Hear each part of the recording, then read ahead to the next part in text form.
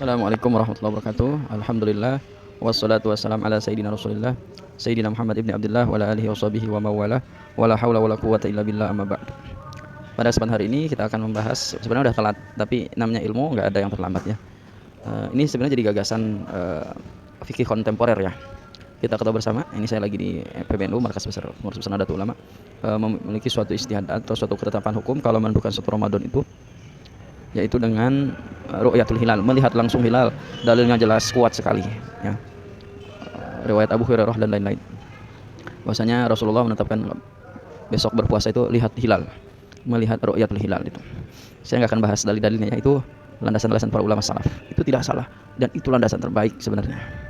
Namun di sini ada kontestasi dengan cara pandang astronomis, yaitu dengan hakikatul wujudul hilal atau disebutnya hisab yang dilakukan oleh Muhammadiyah ya.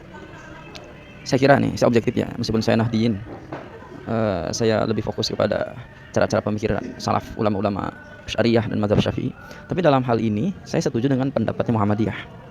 Kenapa? Karena Rasulullah pun memberikan konteks.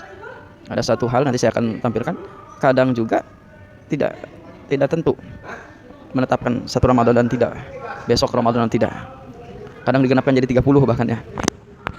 Jadi sebenarnya kalau sudah teknologi sudah memadai, teknologi astronomi, hisab ini sudah layak dipakai, berarti sebenarnya pemerintah itu harus wajib ya menangani ini dengan serius.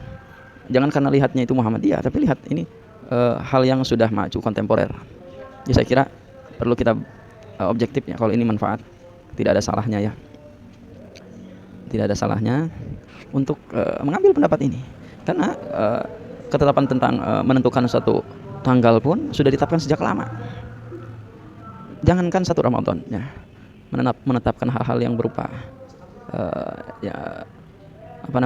prediksi-prediksi cuaca, gerhana matahari dan bulan pun sudah bisa diprediksi dengan astronomi. Kenapa hanya masalah satu Ramadan tidak memakai konsep ini gitu? Coba dipikirkan baik-baiknya. Keuntungannya banyak kalau kita sudah menetapkan satu Ramadan secara hisab atau ditanggalkan. Yang pertama, adanya ukhuwah Islamiyah, tidak ada lagi perbedaan satu Ramadan atau yang duluan lebaran, ada yang belum lebaran. Kesepakatannya oleh pemerintah dan para ulama, para ormas lah. Keuntungan yang kedua adalah bisa diprediksi melonjakan namanya mudik, karena kita sudah tahu satu Ramadan atau satu Syawal itu sudah tahu kapan dan bisa memprediksi gitu. Secara ekonomi ya. Yang ketiganya tidak meragukan orang-orang awam. Kalau kita orang yang udah ngaji nggak masalah manapun, yang penting kita melihat secara fikih itu.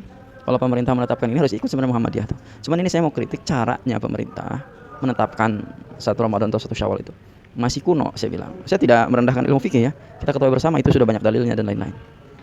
Tapi kenapa satu Ramadan ini atau satu Syawal ini selalu menjadi polemik ya? Kok kayak yang nggak ada hal lain gitu? Oke, saya kira itu saja. Mudah-mudahan ada manfaatnya. Wa ma taufiqi illa billah wa alaihi tawakkaltu wa ilaihi unib wallahu al-muwaffiq ila aqwamit thoriq. Wassalamualaikum warahmatullahi wabarakatuh.